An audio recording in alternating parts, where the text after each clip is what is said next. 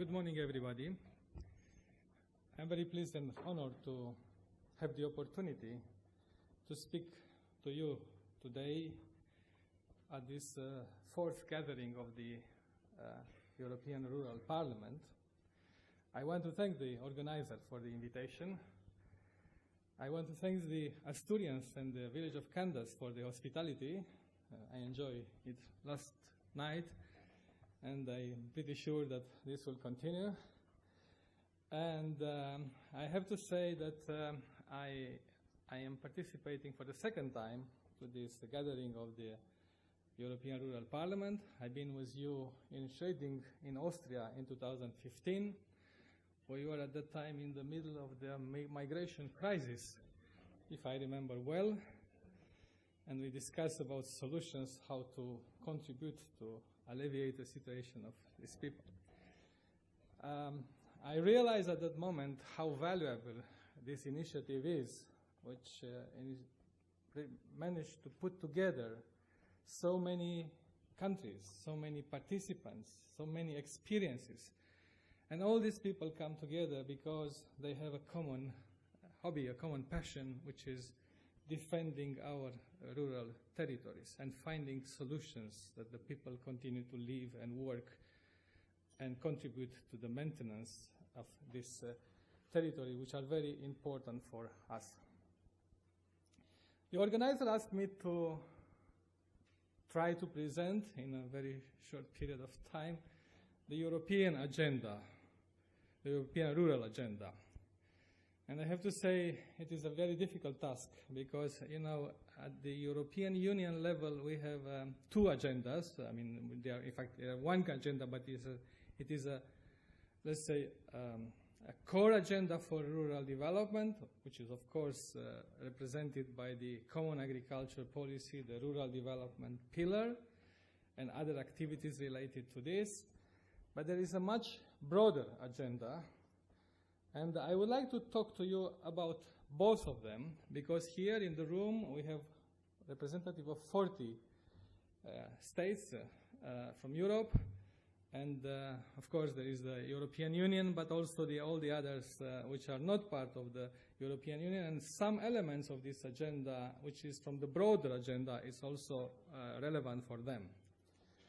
Of course, the game in town now is the reform of the Common Agriculture Policy for the next period. And the Commission, as an initiator, put forward the proposal, which is now in the co-decision. So we are looking for our Council and European Parliament to express their view and bring their amendments. I'm not going to give you a lecture about this reform. Of course, I'm going to point out to some elements which will be of interest for you, and I'm pretty sure you are going to discuss about them.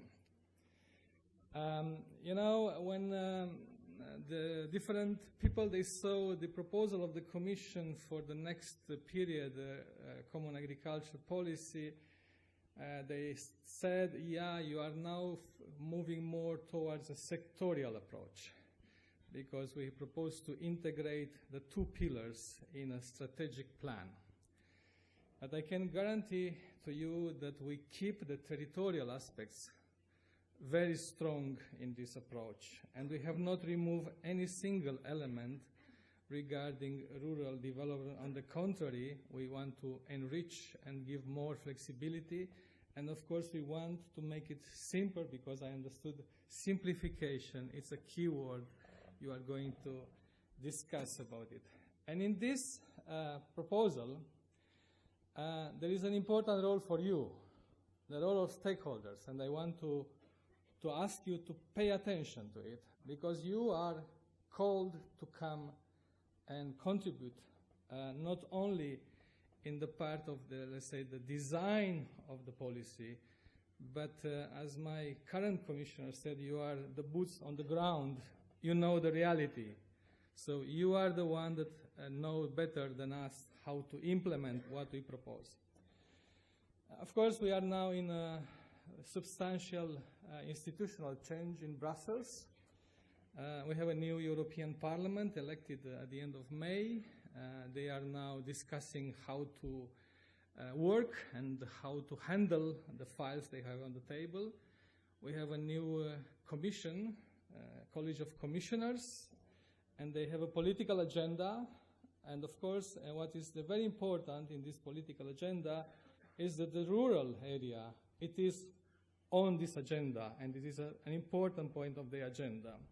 And I want to develop a little bit further on this, because we are going to have new initiatives at the EU level, but not only at the EU level, because sometimes we try to see the rural development of the EU in a very narrow approach, looking only to the second pillar of the common agriculture policy. But we have so many challenges in the EU that we cannot address all these challenges only by the common agriculture policy. We need to bring in many other policies and many other instruments. This is why I think we have to look, and one of the important elements our stakeholder told us is that all public policies should have a rural proofing. And when they design this policy, they should look also not to forget the challenges and the issues in the rural area. I was talking about the stakeholders. That we have to listen to the society when we put forward proposals. And I wanted to quote here two of the main points of the Cork Declaration adopted in 2016, which are the core elements for the design of the reform of the common agriculture policy and for other initiatives.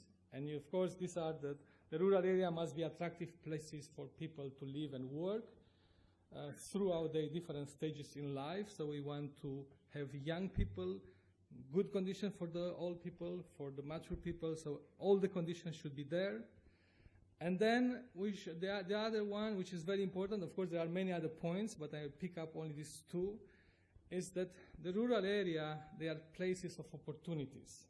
Sometimes there is a tendency to say, oh, these are lost cases. No, we have plenty of opportunities in rural area, and we have to use them. We have to give the possibility to make these opportunities a real value and to develop them. Oops.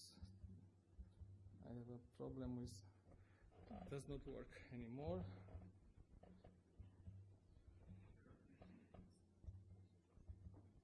Yeah. So let me continue. Then I will, if this is not working.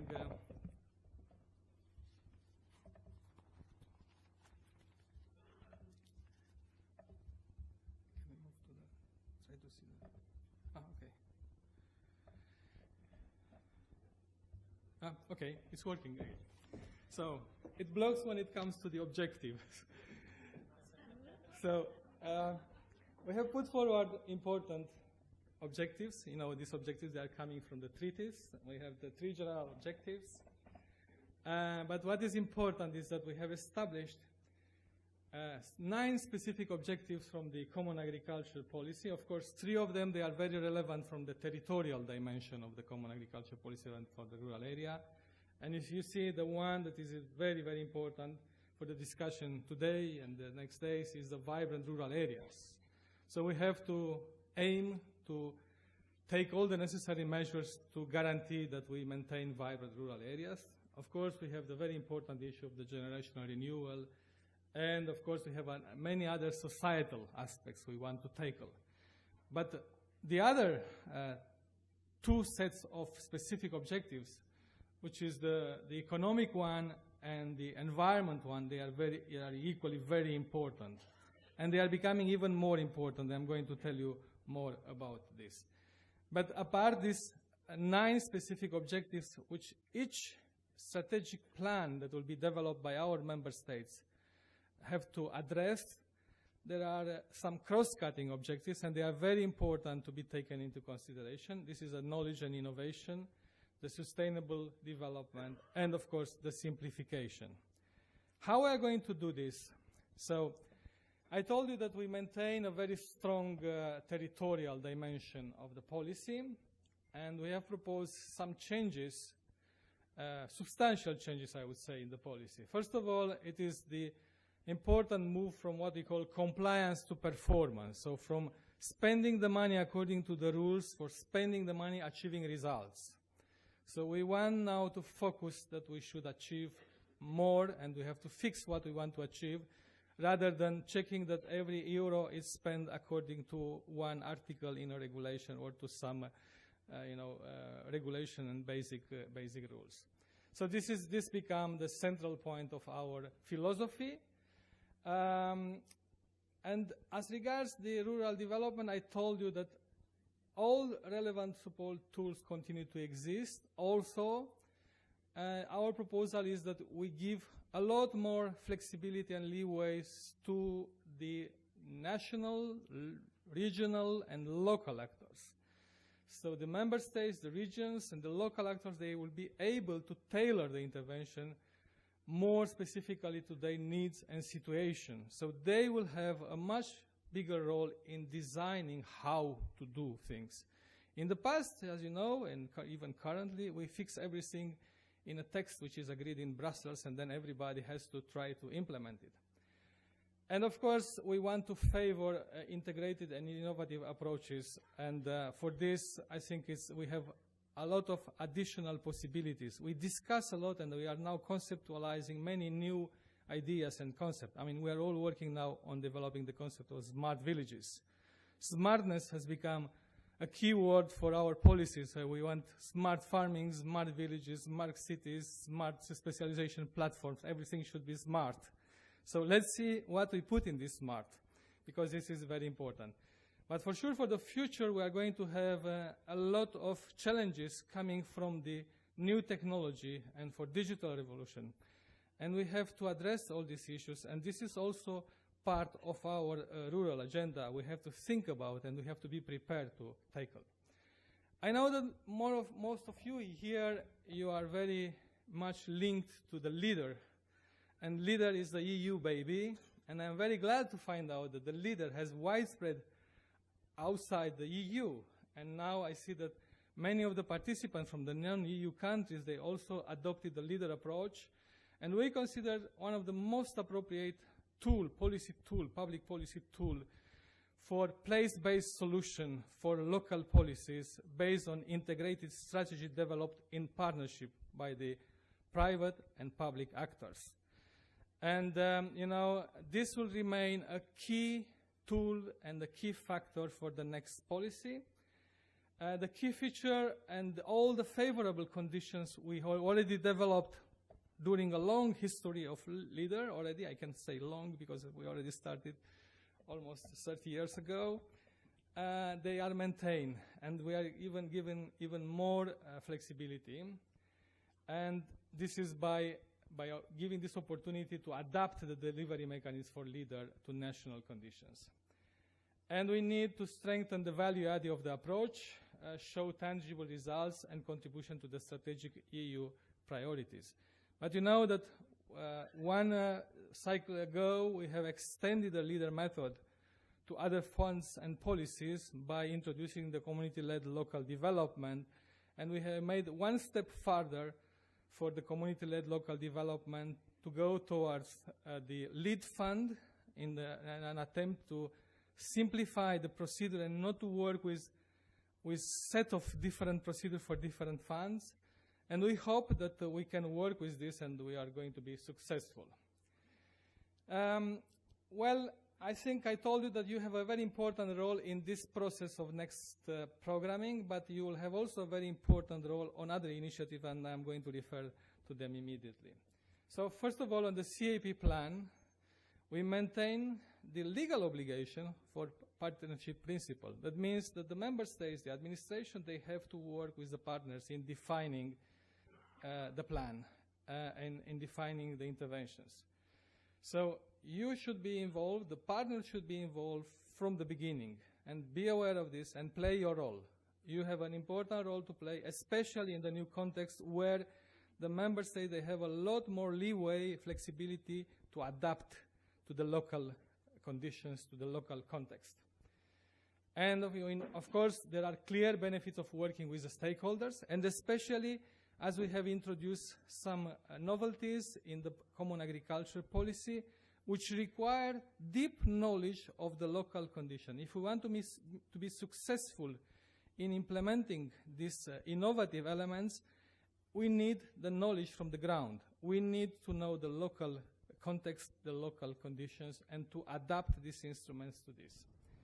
Of course, we will continue to have our civil dialogue groups, and the networking it remain a key tool. And we have European Rural Development Network. We are going to extend this and to integrate other actors that never been in this networking, because especially the actor related to the first pillar of the CAP, now they will have to be integrated in this process. We work with networking in many other policies. We seem to be very successful with the European Innovation Partnership, which is also following the networking approach. Other policies like research and regional and cohesion, they are also using networking a lot. But I told you we have now important changes in the institution in Brussels. And we have a commission in the making. We hope that they will take office as soon as possible, even on the 1st of December. And we have a president-elect that put forward a kind of a programmatic document, the political guidelines. And it's very important in these political guidelines, the rural area are recognized, and we have to look and to use the potential in this rural area. And there will be many initiatives and challenges we have to work on. And I'm going to refer to some of them. First of all, you know that in the mission letter she distributed to the next commissioners, and we have a commissioner designate, a Polish commissioner, Mr. Janusz Wojciechowski. He also is tasked to work on the long-term vision for rural area. Why this? You may ask why we are working on a long-term vision when we have on the table a reform which is not yet completed. Because there will be many challenges for rural areas. Of course, the CAP reform will remain the main tool for the implementation of these challenges. We can still adapt some of them. But there will be a very important and maybe disruptive factors which has to be taken into account. I am going to mention a few of them. You know, I think first of all we have to look into the climate change and very important effects of the climate change and the solutions offered by agriculture and rural economy to the climate change. And we need to get ready and to see where we are going to be in 10, 20, 30 years in rural area and how we are going to tackle this issue. We are going to have a technological revolution, not only digital one, but you know, we are talking more and more about artificial intelligence. This will have a big impact on the employment in rural area. If we are going to replace a lot of labor we are using now in agriculture, for example, or in forestry, by artificial intelligence, by machine, we have to reconvert and to develop additional jobs and to develop skills. And we need a skill agenda for these people. We want them to stay there. We want to build up important infrastructure. We cannot apply all these modern technologies if we do not have broadband, for instance, to be rolled over in all and reduce the urban-rural gap. And of course, we are doing efforts now. We are spending in this period €1 billion in EFRD, which is probably small amount and not enough to cover the needs. We can service 18 million more people with this money, but we need intervention of other funds. The regional fund needs to come and help in this process. And this will be one of the initiatives. And of course, for this initiative, there will be large consultation, and you will be invited to participate with ideas, with comments, with contributions. And there will be two other important initiatives on the agenda, or the political agenda. One, it is a sustainable food chain review from the farm to the fork, because we need to look on alongside the food chain what's happened and how we can make this more sustainable. We should not continue to throw so much food. We should not continue to have so much implication of the health of the people with increased obesity. And you know, we generate so much food that now we have health problem. So we have to look how we can do this in a better and more sustainable way. So this will be another initiative. which is going to be developed with other services of the Commission, which will have a very important impact on our rural territories. How we are going to reshape this food chain and how to make it more sustainable. Of course, the rural area will be a key player for the bioeconomy, the circular bioeconomy. We have a lot of potential there. We have to develop all this potential. And now I'm coming to the last initiative, which is Focus One, which is what we call the Farm 4.0 initiative, which we have to look how we modernize our farming sector, how we integrate all this modern technology, what implication will be, how we're going to use all this technology for the better life and for the efficiency and for the environment and for all the aspects we have to take on. So this will be 3 new initiatives we will have on the table, on the agenda, for immediately after the installation of the Commission. But when you have seen the program of the new Commission, you have seen that there are 6 priorities, and the one which has been already mentioned here is the European Green Deal. So Europe wants to be a leading example in the world and wants to become the first continent in the world to become carbon neutral by 2050. But this requires a lot of efforts and a lot of challenges, and it requires all sectors and all parts of the society and the economy to contribute. So this is going to be a very, very important aspect which will have implication both on the common agriculture policy and other initiatives. I mean, for you, for rural area, you know that forestry is a very important area. And of course, we are going also to look into the future of our forest and sustainable management of our forests, and not only our forests, the forest across the globe. Because we want to prevent deforestation in the rest of the world. We want to ensure fair trade with other regions of the world. We do not want to move our problem because we become more sustainable to move them in other parts of the world. So this will be a key priority for the future where we have to contribute. I mean, I was very pleased to find out that even Russia is considering using the leader approach. We know the leader approach is used in many parts of the world. Maybe it's not called leader, but the partnership and the bottom-up and the local integrated strategy, they are components of public policies in many places of the world.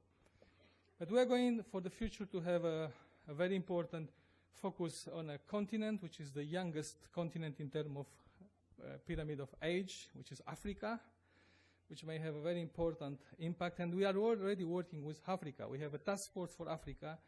And one of the ideas which is put forward in this collaboration, and this collaboration will become stronger and stronger, will be how to use the leader approach in Africa. So we already have colleagues, and there was this high-level task force working on this. You see, we are going to sell even further this good example and good tools we have.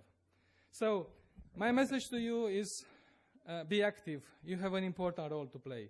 You have an important role to play in putting in place and implementing the proposal we have now on the table. We hope this will be soon agreed by the co-legislator. So then we have to be ready to implement it. And then, of course, maybe some of you have a question if there will be no gap between the current policy and the next policy.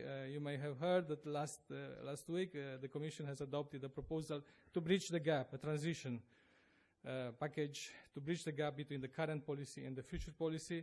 And probably some of your questions regarding leader and regarding network will be answered by this proposal which is on the table, which ensure that there is no gap and there is a bridge and there is, as usual, a continuation between 2 programming periods. And then you will be called to participate to many of these initiatives in the future. This is the European Union agenda, main elements. Of course, there will be many others. I mean, if you look to the research program, you know that we have an increased budget for bioeconomy and for, let's say, the agri-food chain and generation of new knowledge, research, innovation. There are key elements, and they should provide solutions to many of the issues we have. So there is an interest there as well. And there are other policies. Of course, we want the cohesion policy to continue to contribute and to invest in the rural areas. We want the social policy and many other policies, and they have a role to play. And therefore, we want to apply this principle of rural proving to this policy, but we have to learn how to do it. So I'll stop here. Thank you very much. My colleagues will stay and participate, or will come and participate to some of the discussions. So the Commission will be present with you to give you answers to some questions, to make comments, and to participate in the discussion. I am very pleased that we had this opportunity, and I wish you a very successful fourth edition of the European Rural Parliament, and I wish you a lot of development and continuation. I see that you are growing and growing. I think that one day you have to hire a big stadium somewhere to accommodate all these people. Good luck, and I thank you very much once again.